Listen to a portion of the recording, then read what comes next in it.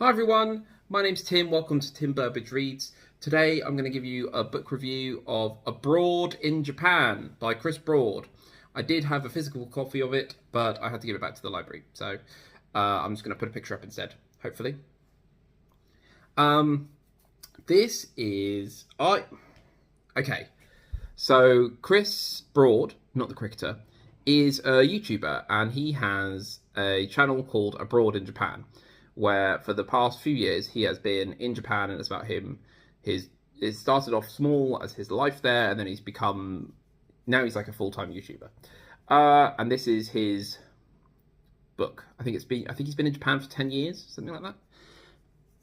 Now, Chris started on like a teacher training program, like teaching English as a foreign language.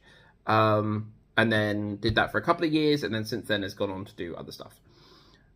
The majority of this book, I would say about 2/3 of it, is those first 2 years in Japan of him getting used to the culture and used to where he was living, his tiny apartment, the fact that there's loads of bars, karaoke, smoking, alcohol, terribly embarrassing experience at a love hotel, why they exist, Japan's view on foreigners and on English as a language.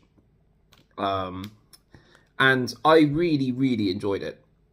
So one thing I found very relatable was because everything was done through his time being at the school. And one, we all went to school, hopefully. And two, you see how the seeds of the culture are sown in education for a country. And so you see how conformity, the group togetherness, working together as a team, you could say as a negative, the lack of individuality is really expressed in school. The idea of people talking and standing out is very looked down upon, you could say, in Japanese culture, and that really came across. Plus the idea that the English literacy in Japan at the time was not very good, and there was very little interest for it, due to the historical isolationism of Japan over hundreds of years. You see how the textbooks weren't very good, the teachers had varying levels of English ability, all that kind of thing. Then from about 2/3 onwards, you get into when he's doing full-time YouTube stuff. And this is more about him going to do particular projects. He does a documentary all about cats. He does a documentary about Fukushima. He meets Ken Watanabe. He,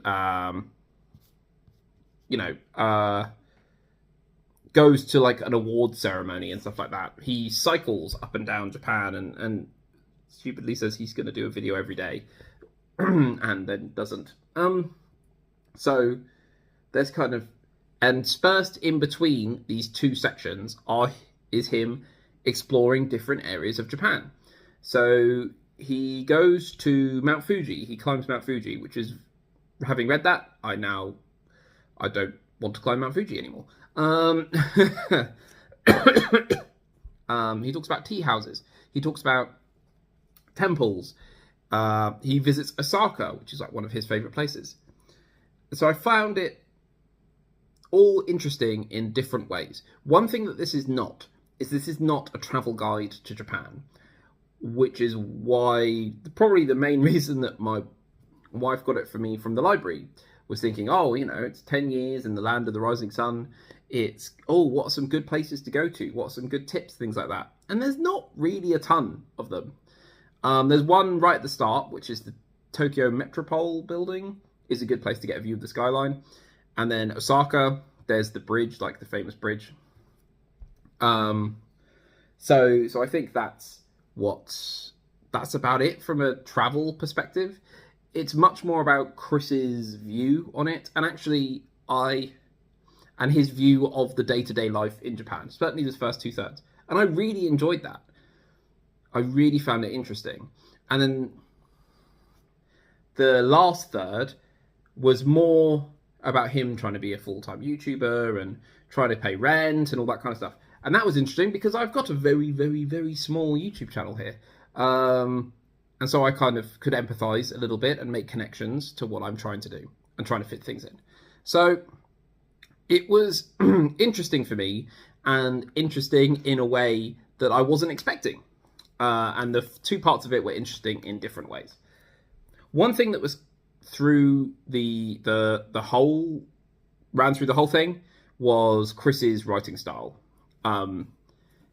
It was very well written. It was funny. It was charming. It was sarcastic. It was very British. The idioms he uses, the way that he puts phrases together to highlight the comedy of a situation. Yeah, I really enjoyed that. So for me, I think it's a very good book. I think it's 4 stars from me. I enjoyed it.